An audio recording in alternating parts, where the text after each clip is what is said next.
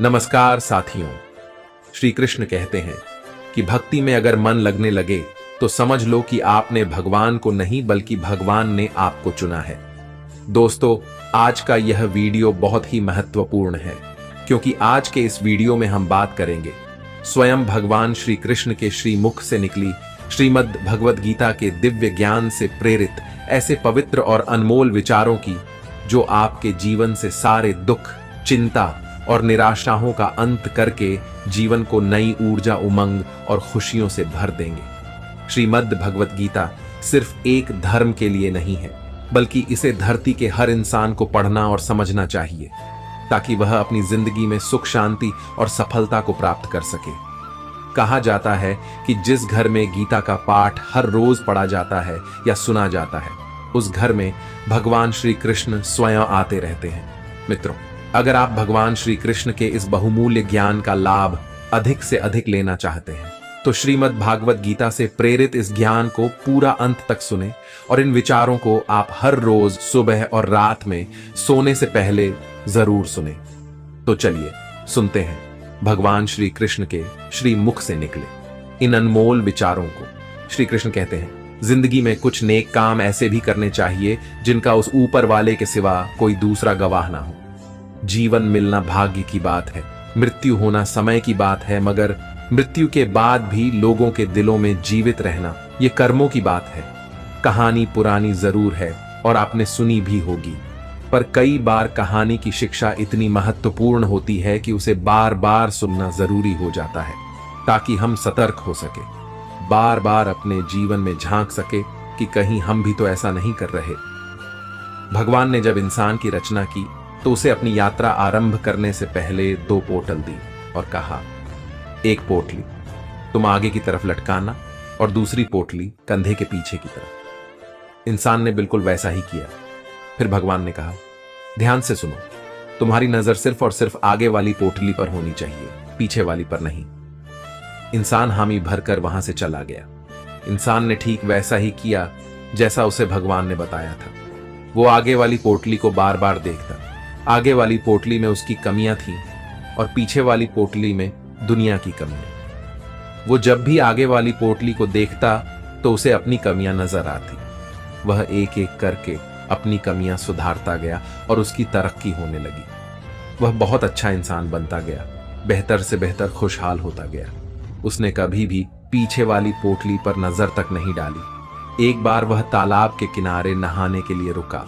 उसने दोनों पोटलियां तालाब के किनारे छोड़ दी। नहाकर जब वह बाहर आया तो उसे समझ ही नहीं आया कौन सी पोटली आगे वाली थी और कौन सी पीछे वाली, क्योंकि दोनों बिल्कुल एक जैसी थी।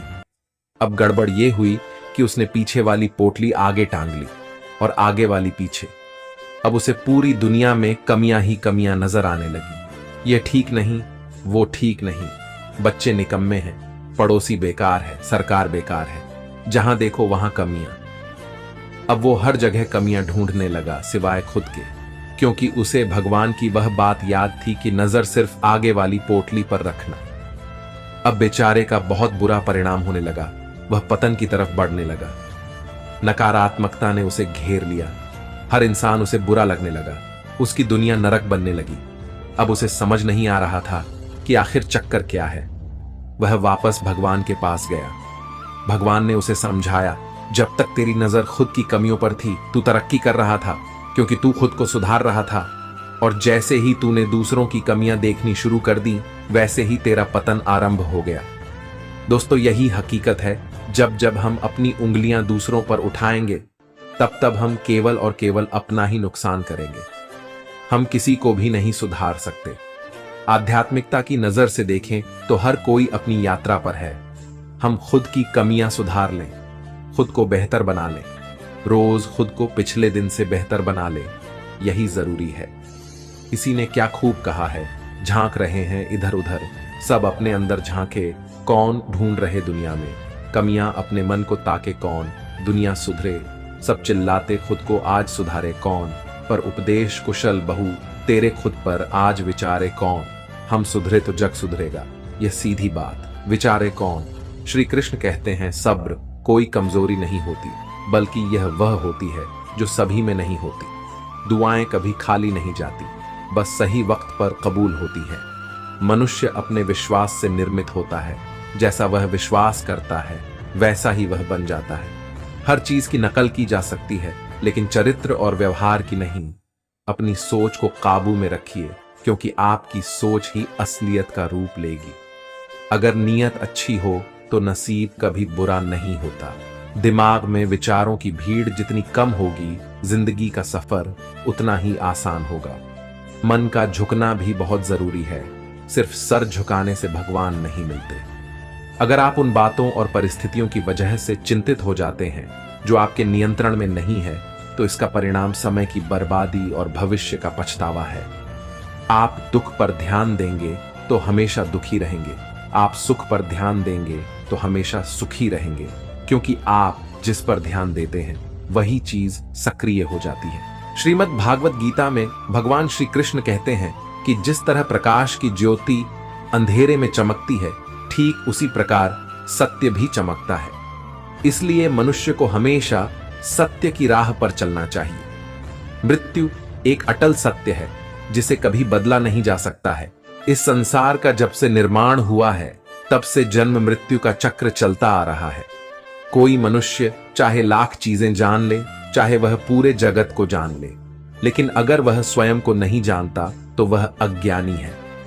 कान्हा कहते हैं, अगर कोई आपको ठुकरा दे तो बुरा मत मानना, क्योंकि वे वास्तव में आपकी कीमत नहीं जानते। बुरा वक्त गुजर जाता है, बस उस ऊपर वाले को हमारा सब्र आजमाना होता है।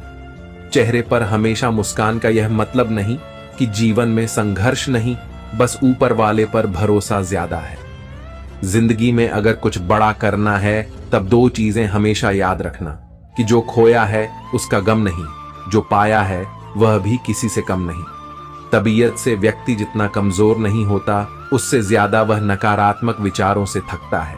जिंदगी में हम कितने सही और कितने गलत हैं, यह सिर्फ दो ही शख्स जानते हैं, परमात्मा और अंतरात्मा।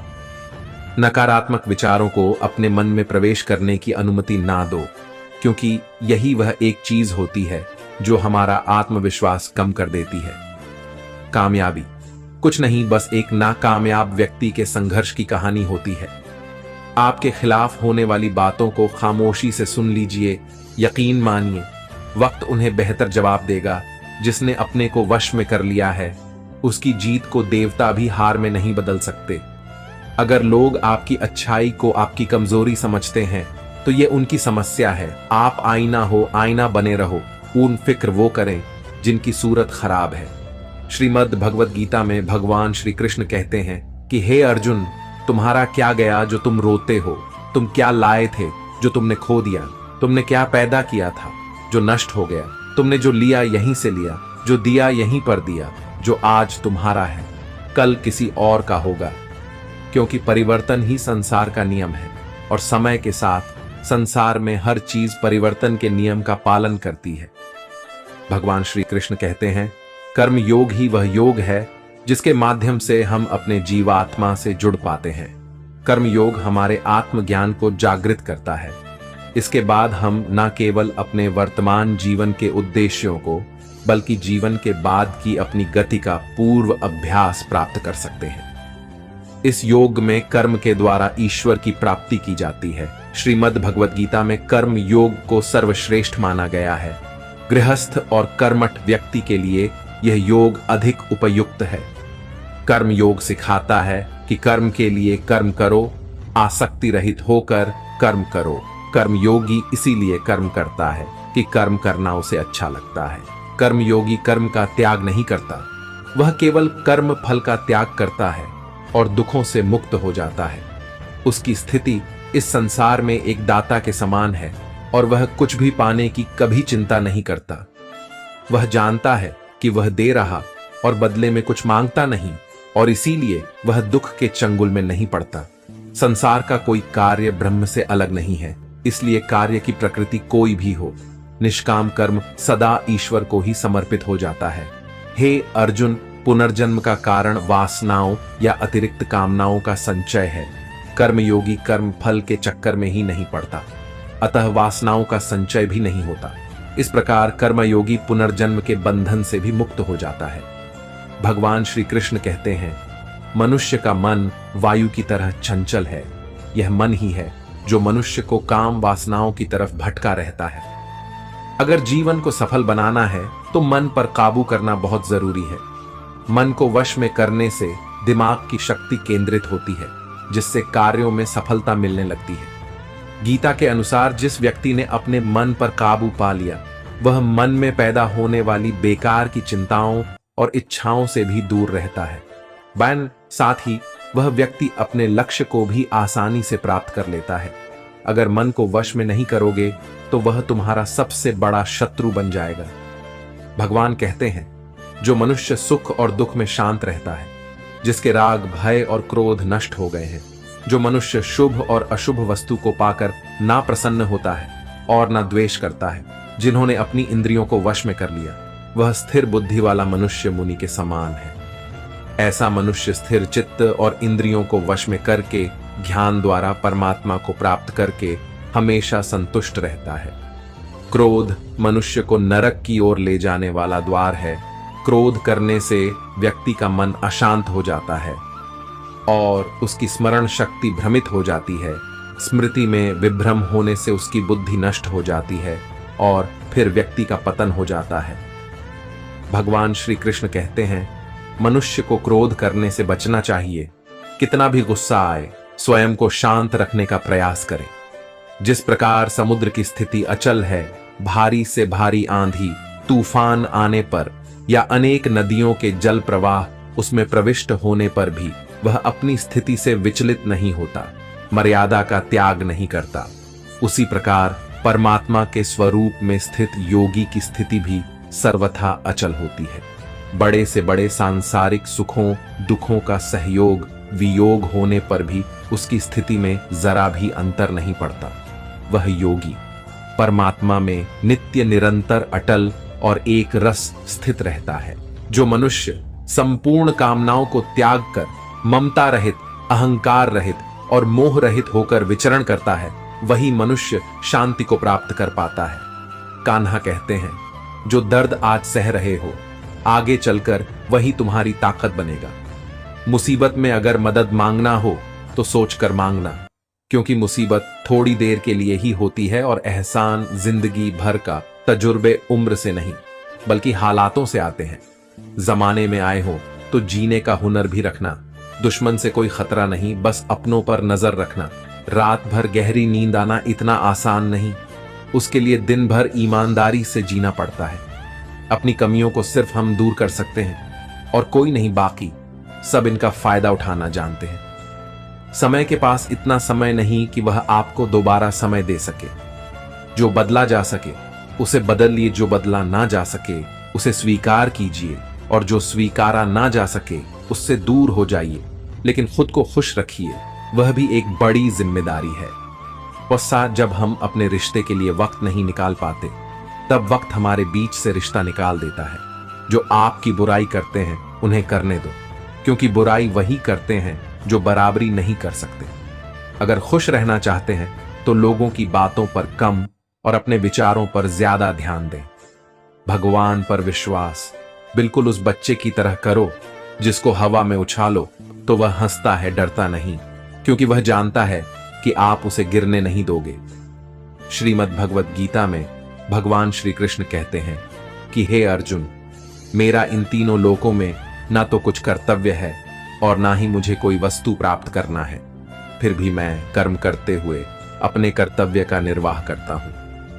हे पार्थ, यदि मैं कर्मों को करने में सावधानी ना बरतूं तो बड़ा अनर्थ हो जाएगा, क्योंकि मनुष्य सब प्रकार से मेरे ही मार्ग का अनुसरण करते हैं।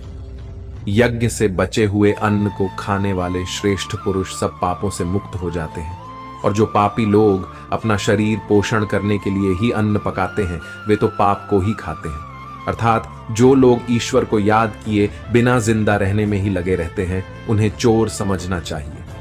केवल ज्ञान ही एक ऐसा अक्षय तत्व है जो कहीं भी, किसी भी अवस्था में और किसी भी हाल में मनुष्य का साथ नहीं छोड़ता। धरती पर जिस प्रकार मौसम में बदलाव आता है, उसी प्रकार जीवन में भी सुख दुख आता जाता रहता है। युद्ध हो या जीवन सफलता, केवल 3 शस्त्रों से प्राप्त होती है, धर्म, धैर्य और साहस।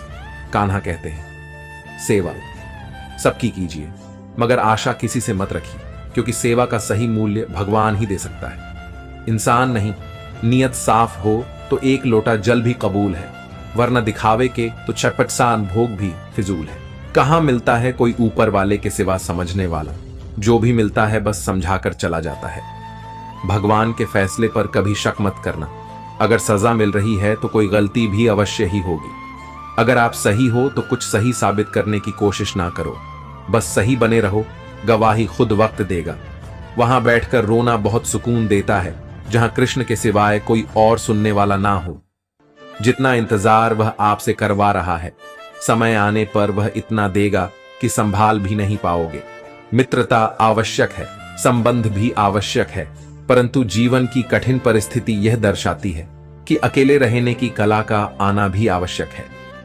जिंदगी में इतना सफर करने के बाद एक बात तो सीख ली है मैंने, कि उस गली में कभी अपना कदम भी मत रखना जहां के लोग आपकी कदर नहीं करते। कदर करो उस इंसान की जो तुम्हारे सबसे ज्यादा नजदीक है।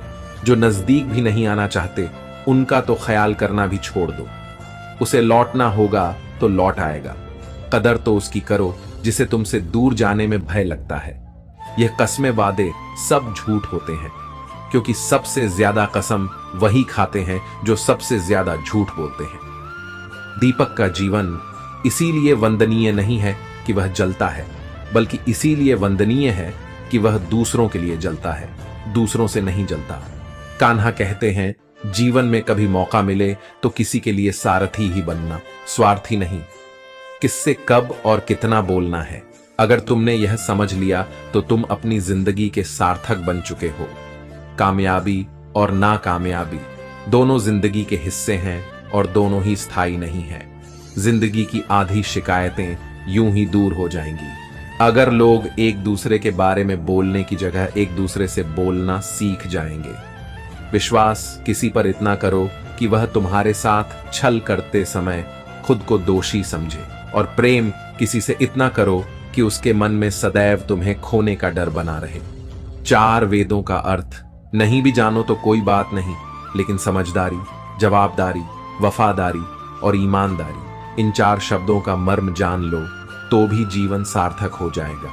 हे अर्जुन, जिस काल में तेरी बुद्धि मोह रूपी दलदल को भली भांति पार कर जाएगी, उस समय तू सुने हुए और सुनने में आने वाले इस लोक और परलोक संबंधी सभी भोगों से वैराग्य को प्राप्त हो जाएगा।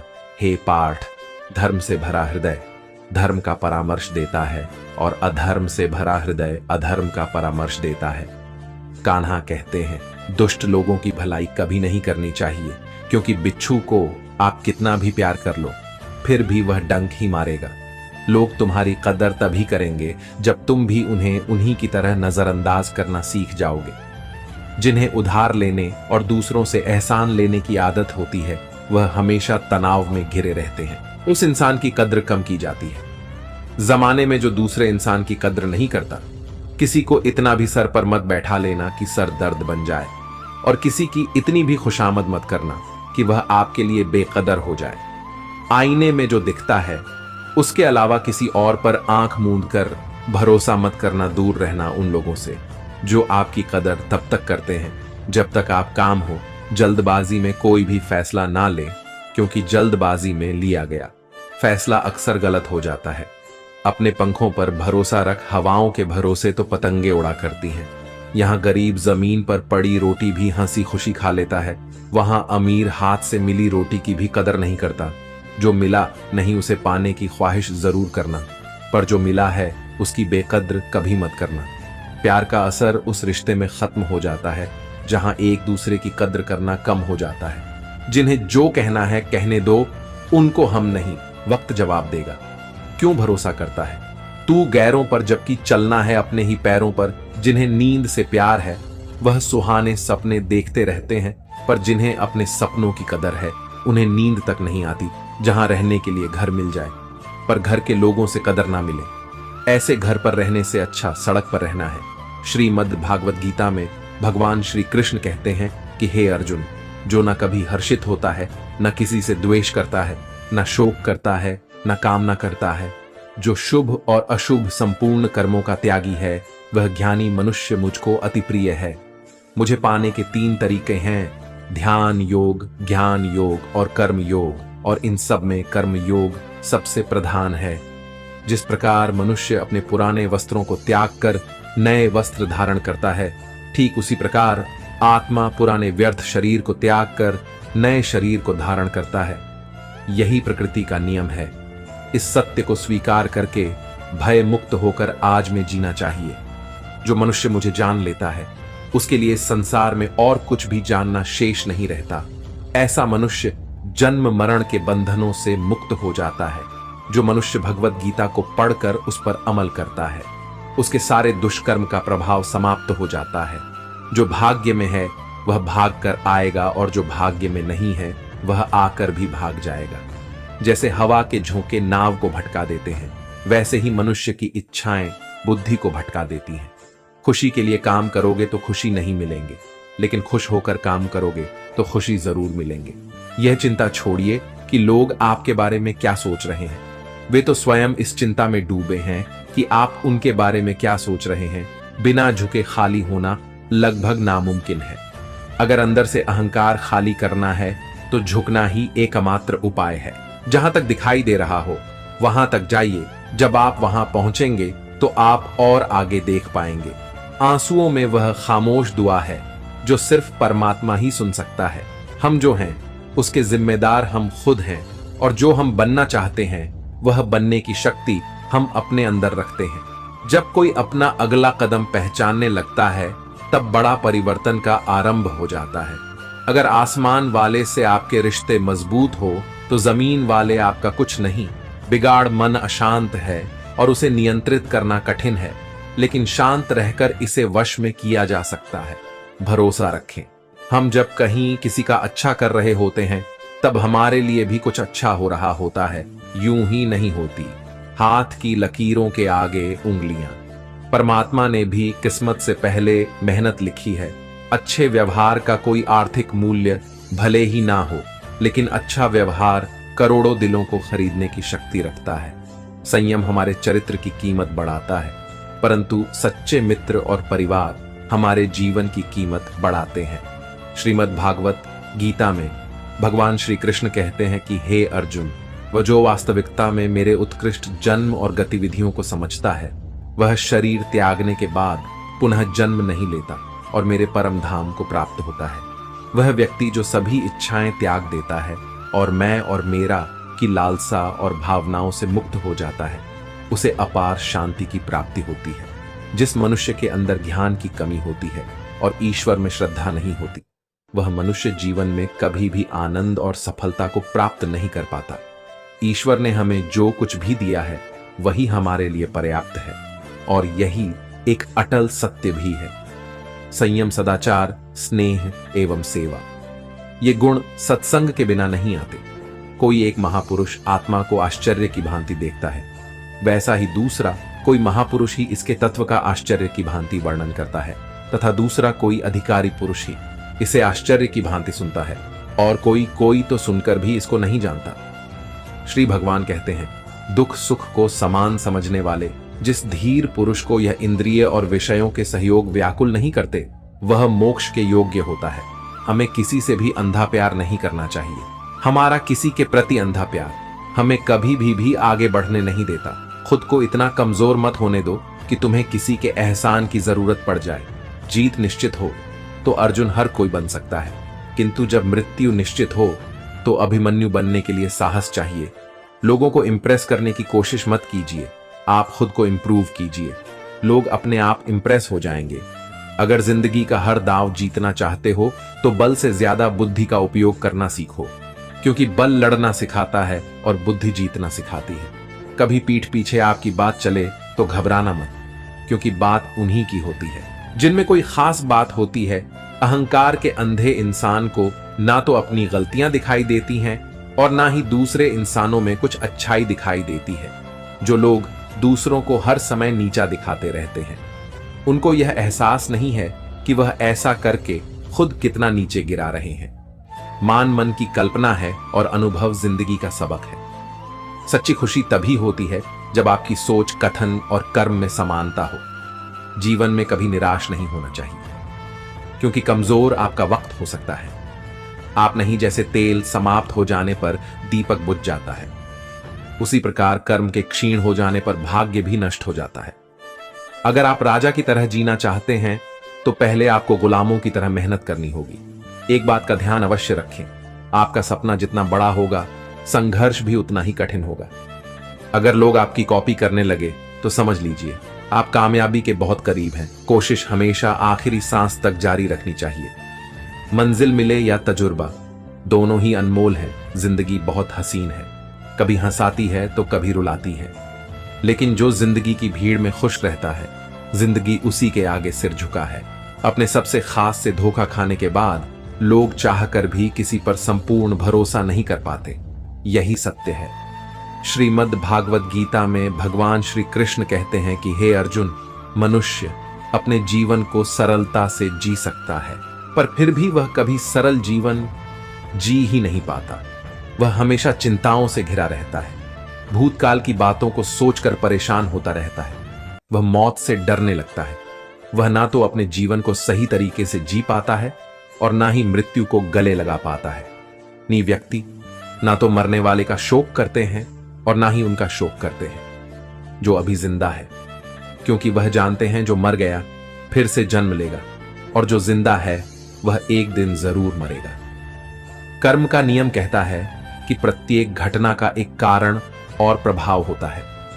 समान रूप से किए गए कार्य के परिणाम अलग अलग हो सकते हैं।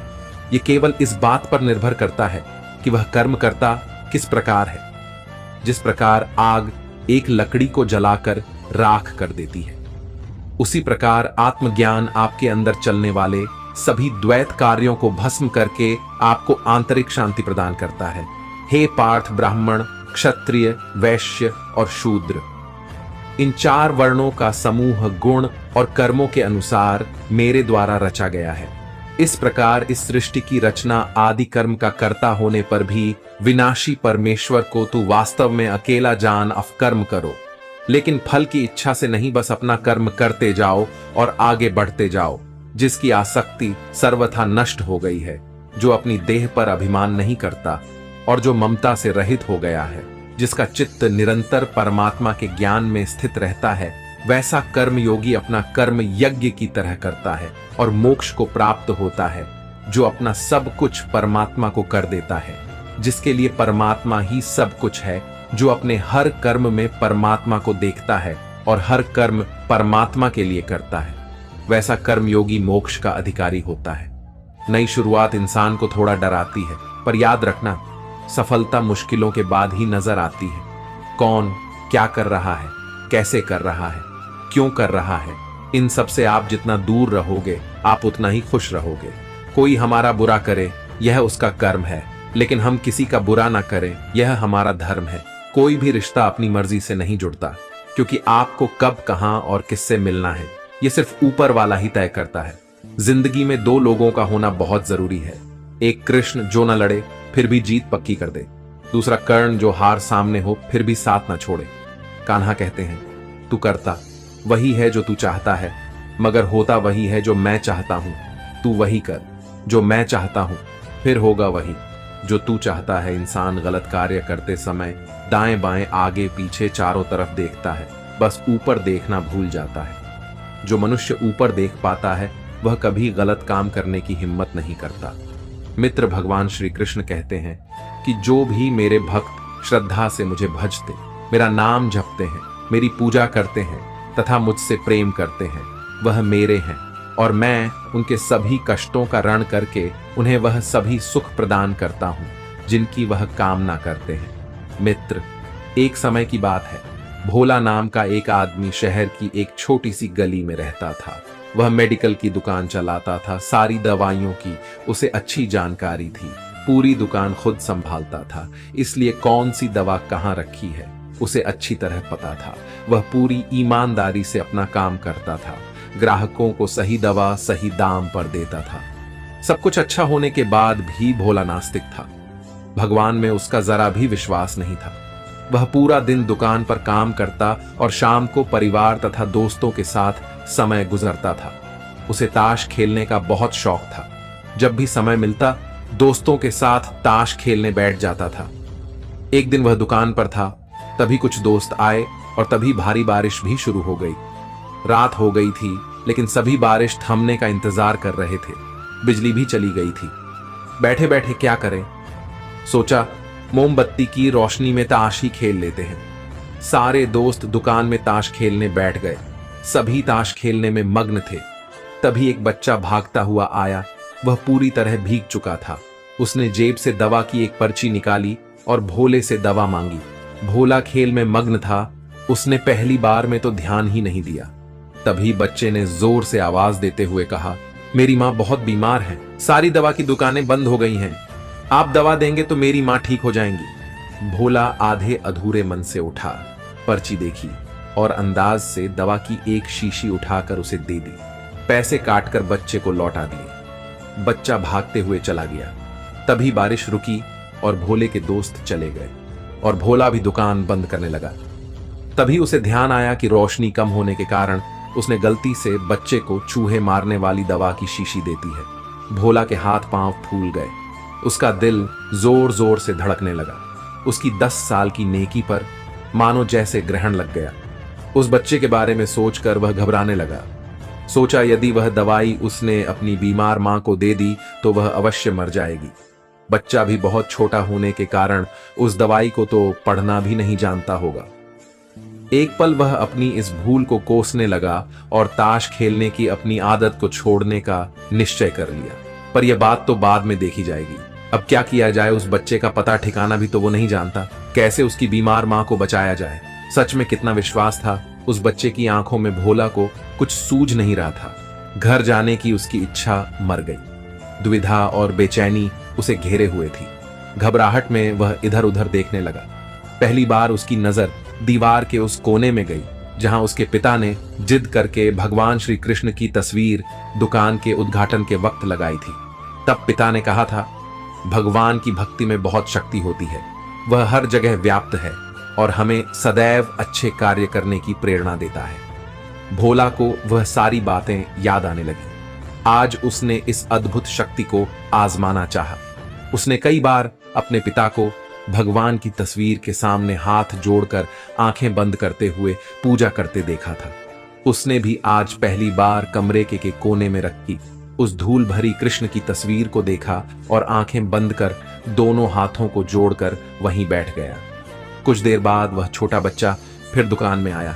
पसीना पोंछ हुए उसने कहा, क्या बात है बेटा, तुम्हें क्या चाहिए? बच्चे की आंखों से पानी छलकने लगा। उसने रोते रोते कहा, बाबूजी, मां को बचाने के लिए मैं दवाई की शीशी लेकर भागता जा रहा था। घर के करीब पहुंच भी गया था, लेकिन बारिश की वजह से आंगन में पानी भरा था और मैं फिसल गया। दवाई गिर गई। क्या आप मुझे वही दवाई की दूसरी शीशी दे सकते हैं? बाबूजी, बच्चे ने उदास होकर पूछा। भोला ने राहत की सांस लेते हुए कहा, क्यों नहीं? पर उस बच्चे ने दवाई की शीशी लेते हुए कहा, बाबूजी, मेरे पास तो पैसे नहीं हैं। उस बच्चे ने अब की बार जरा संभल कर जाना। भोला भगवान को धन्यवाद देता हुआ अपने हाथों में उस धूल भरी तस्वीर को लेकर अपनी धोती से पहुंचने लगा और अपने सीने से लगा लिया। उसे समझ में आ गया कि भक्त अगर मन से भगवान को याद करे तो भगवान उसकी रक्षा जरूर करते हैं और भगवान उनके सारे संकट हर लेते हैं। हम जो कुछ भी है वह हमने आज तक क्या सोचा, इस बात का परिणाम है। यदि कोई व्यक्ति बुरी सोच के साथ बिताया काम करता है तो उससे कष्ट ही मिलता है। यदि कोई व्यक्ति शुद्ध विचारों के साथ बोलता है या काम करता है तो उसकी परछाई की तरह खुशियों उसका साथ कभी नहीं छोड़ती। महान कार्य को करने का यही तरीका है कि आप उसे पसंद करें जो आप करना चाहते हैं। मैदान से हारा हुआ इंसान तो फिर से जीत सकता है, लेकिन मन से हारा हुआ इंसान कभी नहीं जीत सकता। इसलिए मन से कभी हार मत मानना। अगर आपने सफर शुरू कर ही दिया है तो बीच रास्ते से लौटने का कोई फायदा नहीं होगा, क्योंकि वापस आने में जितनी दूरी तय होगी क्या पता मंजिल उससे भी पास हो। नामुमकिन कुछ भी नहीं है। हम वह सब कर सकते हैं जो हम सोच सकते हैं और वह सब सोच सकते हैं जो हमने कभी नहीं सोचा कि सब कुछ संभव है। प्रभु, सुख देना तो बस इतना देना कि जिससे अहंकार ना आए, और दुख देना तो बस इतना कि जिससे आस्था ना खो जाए। जिंदगी में सिर्फ शहद ही ऐसा है जिसको 1000 साल के बाद भी खाया जा सकता है, और शहद जैसी बोली से सालों साल तक लोगों के दिल में राज किया जा सकता है। रास्ते कभी खत्म नहीं होते, बस लोग हिम्मत हार जाते हैं। तैरना सीखना है तो पानी में उतरना ही होगा। किनारे बैठकर कोई गोताखोर नहीं बनता। एक ऐसा लक्ष्य निर्धारित करें जो आपको सुबह बिस्तर से उठने पर मजबूर कर दे। किसी के पैरों में गिरकर प्रतिष्ठा पाने के बदले अपने पैरों पर चलकर कुछ बनने की ठान लो। जिस व्यक्ति ने कभी गलती नहीं की, उसने कभी कुछ नया करने की कोशिश नहीं की। मुश्किल कोई आ जाए तो डरने से क्या होगा, जीने की तरकीब निकालो, मर जाने से क्या होगा। तू जिंदगी को जी, उसे समझने की कोशिश न कर। एक सपने के टूटकर चकनाचूर हो जाने के बाद दूसरा सपना देखने के हौसले को ही जिंदगी कहते हैं। श्री कृष्ण कहते हैं, मनुष्य का जीवन केवल उसके कर्मों पर चलता है। जैसा उसका कर्म होता है वैसा उसका जीवन होता है। जो मनुष्य मुझसे परम प्रेम करके इस परम रहस्य युक्त गीता शास्त्र को मेरे भक्तों में कहेगा, वह मुझको ही प्राप्त होगा। जो मनुष्य श्रद्धा युक्त होकर और दोषों से रहित होकर इस गीता शास्त्र का श्रवण करेगा, वह भी सभी पापों से मुक्त होकर मेरे परम धाम को प्राप्त होगा। कान्हा कहते हैं, मैं धरती की मधुर सुगंध हूं, मैं अग्नि की ऊष्मा हूं, मैं सभी जीवित प्राणियों का जीवन और सन्यासियों का आत्मसंयम भी मैं ही हूं। भगवान कहते हैं, जो मनुष्य गीता के इस रहस्य को भक्तों को धारण करवाता है और इसका विस्तार एवं प्रचार करता है, वह मनुष्य मुझे अत्यधिक प्रिय है। मित्रों, मैं आशा करता हूं कि आपने इस वीडियो से बहुत कुछ सीखा होगा।